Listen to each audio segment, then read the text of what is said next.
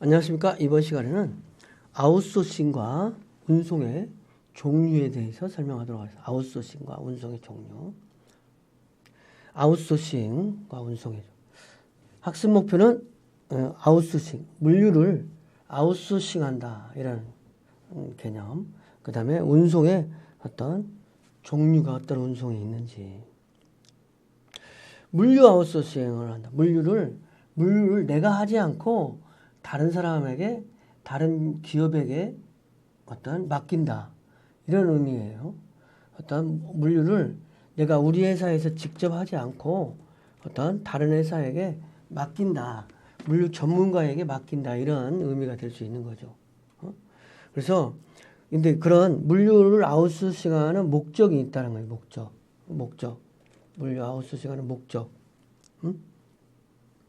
이 목적은 뭐냐? 물류를 아웃소싱하는 목적은 핵심 역량을 강화하는. 나는 내가 잘할 수 있는 거에 집중하는 거예요.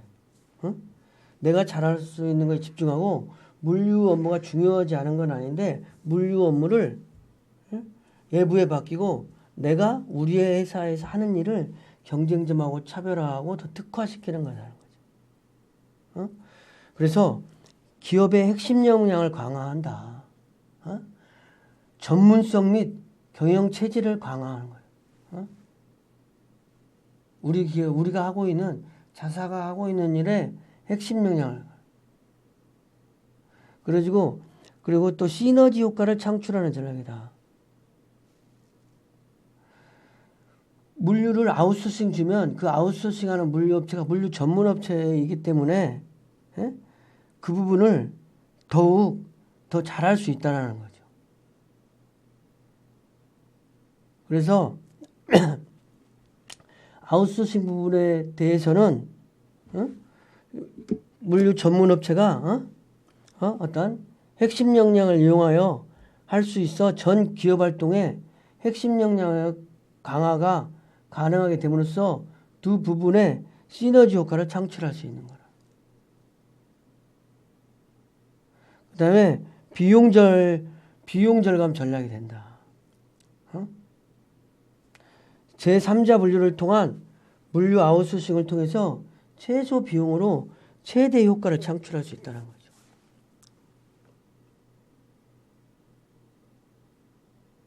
그리고 서비스 전문성을 확대시키는 전략이 있습니다. 물류 아웃소싱. 물류를 하던 사람이 함으로써 더 잘할 수 있다는 거죠. 그래서 물류 지원이라든지 정보 시스템의 고도의 전문성을 요구하는 어떤 인적 자원의 육성이라든지 관리 장비의 보유 등 대규모 투자와 시간이 요구되므로 이를 3자 분류를 통해서 해결이 가능하다는 거죠.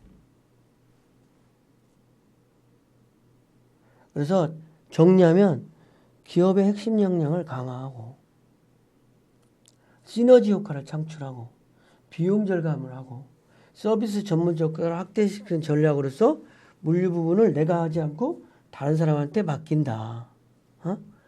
그래서 이 부분은 많은 여러 번 얘기했으니까 좀 생략하는 걸로 하고 복합 운송 체계를 지향한다.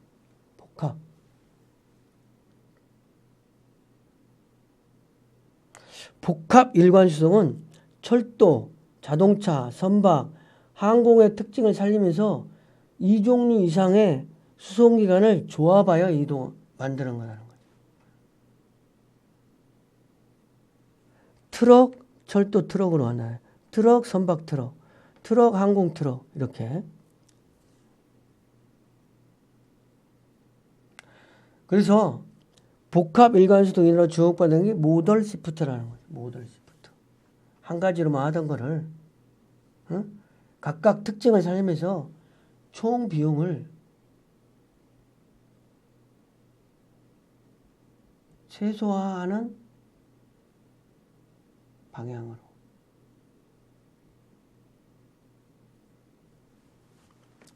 총 비용을 최소화하는 방향으로. 운송의 종류. 운송의 종류는 어떤 게 있냐? 먼저 육상 운송, 철도 운송, 육상에서 이제 어떤 육상에서 할 수 있는 운송으로 철도 운송이라든지 자동차 운송이라든지 파이프라인 운송 뭐 이런 걸 말하는 거예요. 수상 운송은 이제 하천이나 호수 이용하는 거, 그 다음에 해상 운송.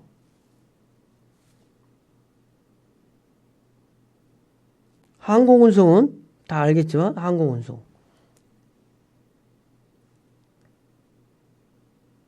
근데 이제 이것이 복합 운송으로 많이 발전되고 있다는 거죠. 복합 운송으로 해서 육상이나 수상, 항공 운송 중 두 가지 이상의 운송수단을 동시에 이동을 해서 하는 거죠.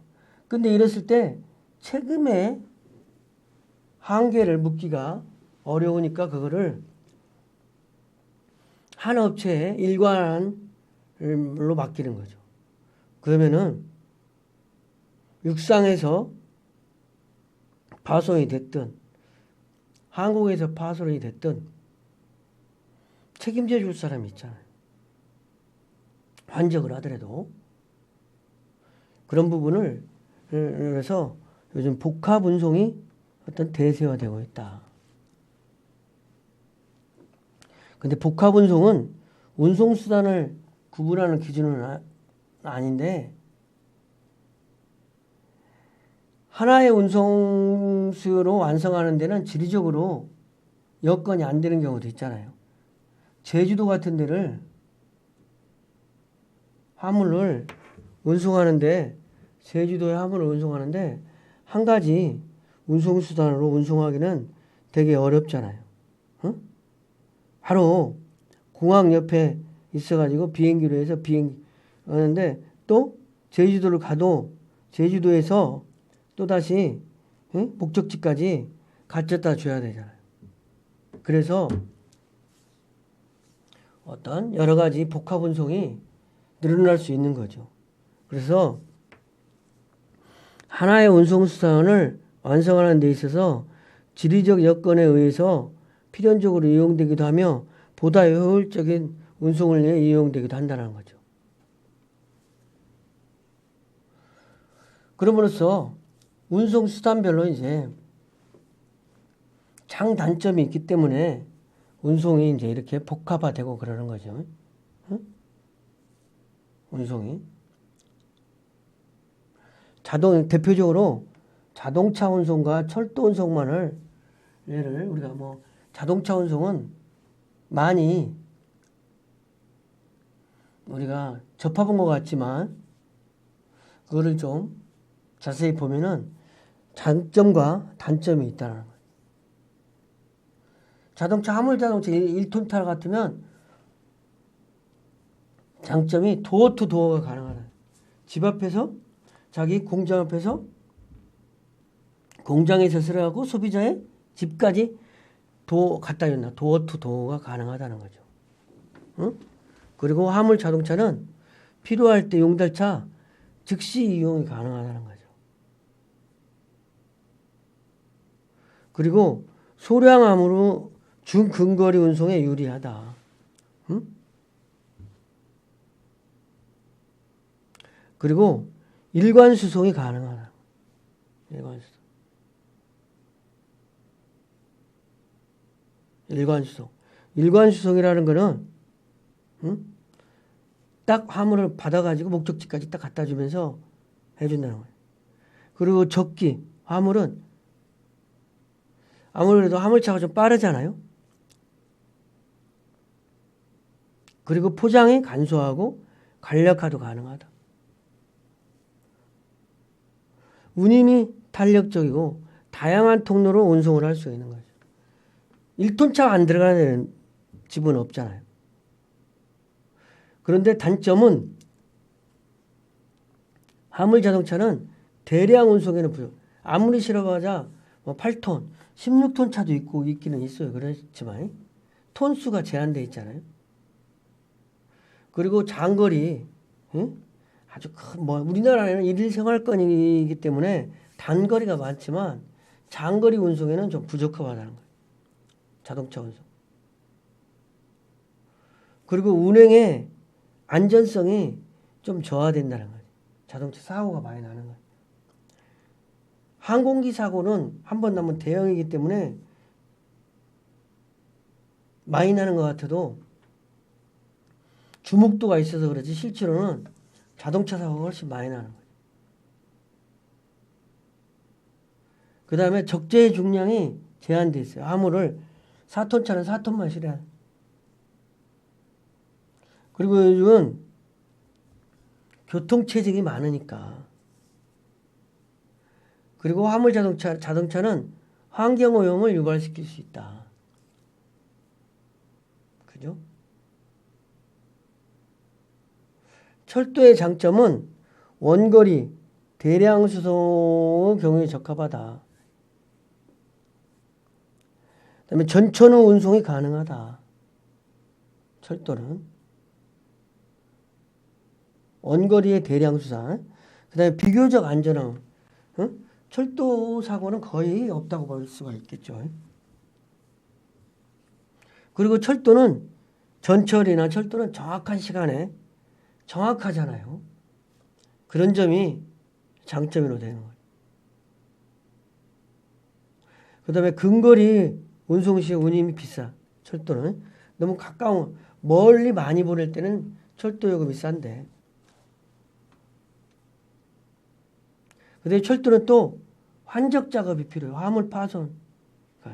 자꾸 실었다 올렸다 그러면 화물이 파손될 수 있는 거예요. 그죠? 그 다음에 적기 배차가 곤란해. 철도는 시간이 있어요.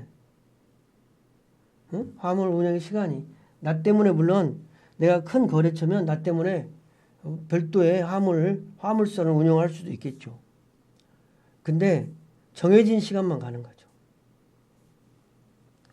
그 다음에 운임에 융통성이 없어요. 운임이 비탄력적이라는 거예요. 철도의 운임은 정해진 요금을 주로 받는다고 볼 수 있는 거죠. 응? 정해진 요금을 받는 거예요. 응? 그리고 철도는 집 앞에까지 철로가 없으면 못 가니까 도어 투 도어가 어렵다는 거지. 학습을 좀 정리하겠습니다. 물류가 아웃소싱을 많이 한다는 거죠. 그러니까 자사물류에서 물류자회사를 만들고 2자 물류 또 3자 다른 우리 것만 하는 게 아니라 다른 것도 받아. 그 다음에 4자 물류는 어떤 물류 전문회사 이렇게 자꾸 발전을 하가는데 우리가 하던 거에서 물류 자회사를 하던 3자에도 주던 아웃소싱을 많이 주어서 물류 업무를 맡긴다 이거죠. 전문업체한테. 이러한 목적이 왜 그렇게 하느냐. 그게 우리가 하는 핵심 역량을 강화하려고. 우리가 생산하는데 판매하는데 전문회사다. 그럼 우리는 판매만 열심히 하는 거예요. 경쟁성과 차별성을 부각시키는 거죠. 그리고 물류회사에 아웃소싱을 주면 물류회사가 시너지를 효과를 창출할 수 있는 거죠. 핵심 역량이 물류 전문회사에서 핵심 역량이 있으니까 그 회사가 핵심 역량을 강화하면 우리의 핵심 역량, 물류회사의 핵심 역량 그러면 고객 서비스가 좋아지는 거죠. 그리고 이제 궁극적으로는 비용을 절감하는 거야. 내가 차를 사서 운영하는 것보다 내 기사를 운영해서 내 차를 사서 운영하는 것보다 물류 전문 아웃소싱 회사한테 주는 것이 더 비용을 절감할 수도 있다는 거죠. 궁극적으로는 그렇게 통해서 비용을 절감하면서 서비스를 전문성을 확대시킨다는 거예요. 서비스 전문. 물류 지원이라든지 물류 정보 시스템이 고도 전문성을 요구하는 업무는 인적 자원의 육성, 관리 장비의 보유, 대규모 투자 이런 것들은 제3자가 해주면 되는 거예요. 우리가 하면은 물류 인력에 한계가 있을 수 있잖아요. 그다음에 장비도 한계가 있을 수 있잖아요. 투자도 한계가 있을 수 있잖아요. 물류 전문회사가 다 그런 부분에 투자하면 우리가 투자한 거나 똑같은 효과를 가지려낼 수 있다는 거죠. 이번 시간 강의를 마치겠습니다.